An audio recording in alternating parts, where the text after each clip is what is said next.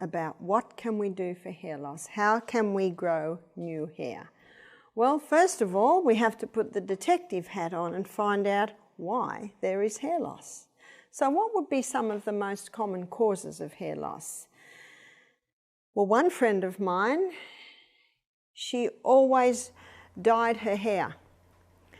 Her hair, she was showing grey hair from a very early age, and so from about the age of 30, she began to dye her hair. Now you can get a hair dye made of henna, and henna is a plant that can dye your hair, and that is not toxic. But my friend did not use that one. She used a chemical hair dye, and little by little it was killing off her follicles where the hair grows. So it can be chemicals on the hair.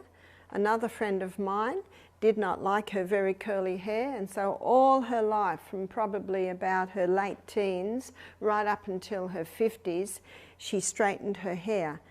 Now the solutions that they use to straighten the hair, or for people with straight hair that want curly hair, it is a very toxic chemical. So what happens is, if a person wants to straighten their hair, they would, what the hairdresser does is pull the hair over great big rods like that. And so the curly hair that's this curly, of course, gets pulled over them, and that straightens it. But if a person's got straight hair and they want curly hair, well, the rods are that big and they stretch the hair around and around and around.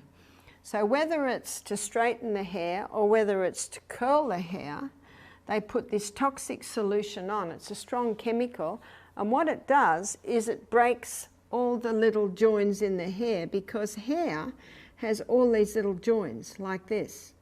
So what it does is it breaks the joins, and then it's molded, of course, around either there for the curl or there for the straight.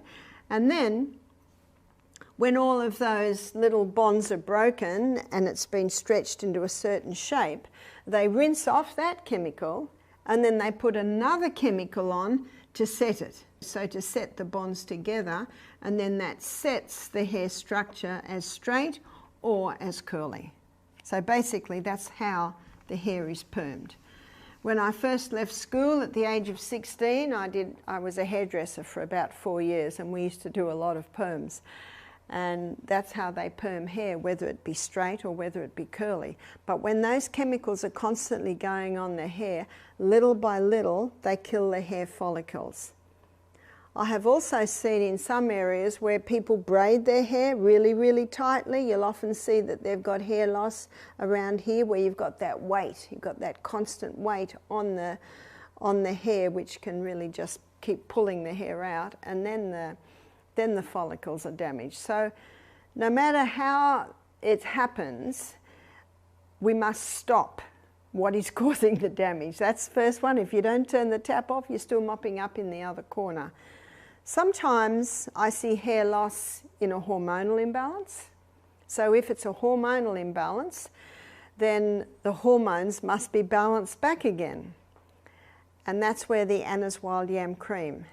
I have a presentation on balancing the hormones, and you can Google my name and watch that, and it will show you that the Anna's Wild Yam Cream is a cream that when it's regularly applied twice a day, it balances those hormones back and can cause that hair to grow back again. Sometimes high stress, if someone goes through a very stressful situation, one of the reactions can be hair loss. So what can you do to bring it back again? There's one more that I didn't mention, and that's anemia. If a person is anemic, it can cause hair loss. So what's anemic? Anemic means very low iron in the blood. And anemia can be caused because of heavy blood loss at period time. A lot of women suffer from that, and that can cause anemia, and the anemia can cause the hair loss. So to resolve that, again, watch my lecture on hormones, boost the progesterone, get the estrogen down, then there won't be the heavy blood loss every month, and the person won't be anemic anymore, and so again, the hair can grow. Another cause of anemia can be low hydrochloric acid, because iron is bound up in food and it needs acid to liberate it from food. So it's very important that the person ensure they have nice strong hydrochloric acid.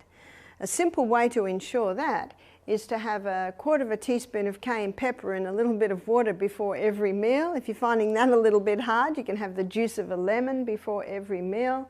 Important to leave a break between meals. Important not to drink water with your meals because that dilutes the hydrochloric acid. Also important to have a very happy, relaxed environment at the meal table. I target those points in more detail on my lecture on the gut. So the causes of hair loss can be anemia, it can be high stress, it can be a hormonal imbalance, and it can be damage that's just physical damage that has been done to the hair follicles. And so depending on what the cause is, the anemia, you can strengthen the hydrochloric acid, balance the hormones. But what can you do to the scalp to encourage the hair to grow again? You can make a mix that you can put on your hair. And this mix is, let's make up the mix. So 1/2 cup of coconut oil and 1/2 cup of castor oil. Castor oil is a very thick oil, but castor oil penetrates deeper than any other oil. So when that is put onto the scalp, it penetrates even deeper. Coconut oil is a very nourishing oil. It's an antifungal oil, antibacterial oil. But what you also can put with that, so now you've got a cup of oil there. To that cup of oil, you can add 10 drops of rosemary essential oil. Rosemary is a herb that's specific for the scalp. Rosemary essential oil. So you could make up this mix in a jar and mix it very, very well, and maybe once a week you massage it into the scalp. Your hair will be very oily, of course, but you massage it into the scalp. Just even the massaging into the scalp stimulates blood supply to the hair follicles. That castor oil penetrates very deep, and wherever it penetrates, it can revive life into that area.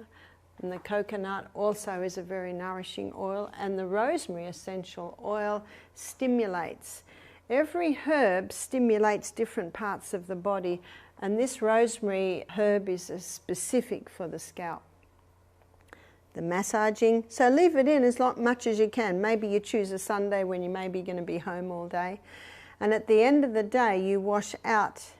Now you might need to put shampoo on a couple of times to get all that oil out. Just use a little bit of hot water and then a nice amount of shampoo. And if it's still a little bit greasy, maybe shampoo it again. Now that brings us to the shampoo. There's something that you must keep right away from, and it's called sodium lauryl sulfate. Sodium lauryl sulfate is what's in many shampoos, and sodium lauryl sulfate kills the hair follicles. So it's important to take a magnifying glass into the shop and read the labels.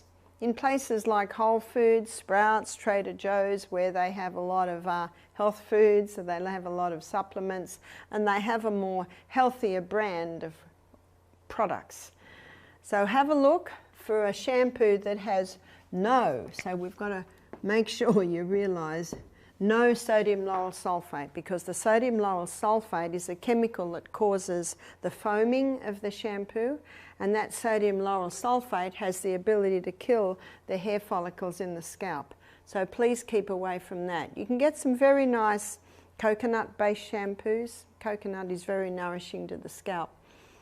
What's also important, here are some additions to the treatment. So additions to using this once a week. I mean, if you're home a lot, you might even do it twice a week. Exercise. What exercise does is it increases the circulation of the blood to the extremities, and the scalp is considered an extremity. So exercise daily, especially the high intensity interval training. The high intensity interval training, because of the periods of very high intensity, that really gets the blood moving out to the extremities. So that should be done daily.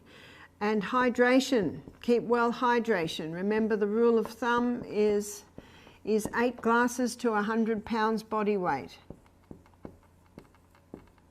That's a good rule of thumb too, to know how much water to give the children. Nourishment. We need to nourish that scalp from the inside, because your scalp is fed by your blood. That's why when you exercise, you get more blood to the area. But when you get the blood to the area, you want it to be well watered. Exercise will automatically put the oxygen in there. And nourishment, we need to be having a high fibre diet, high fibre. We also need to be having generous amounts of protein. Here's your legumes, your nuts, your seeds. So generous proteins. Proteins are the building blocks of the body.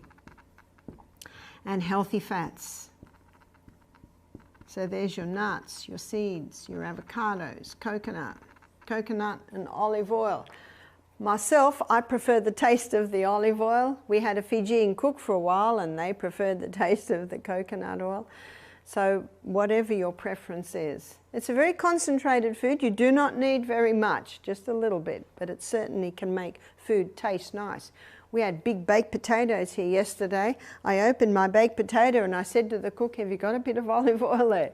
Very nice to sprinkle a little olive oil in there and Celtic salt. Oh, it makes potatoes very nice. So nourishment is necessary, and remember, when healing happens at twice the rate, sleep. You want to heal, you've got to get 8 hours.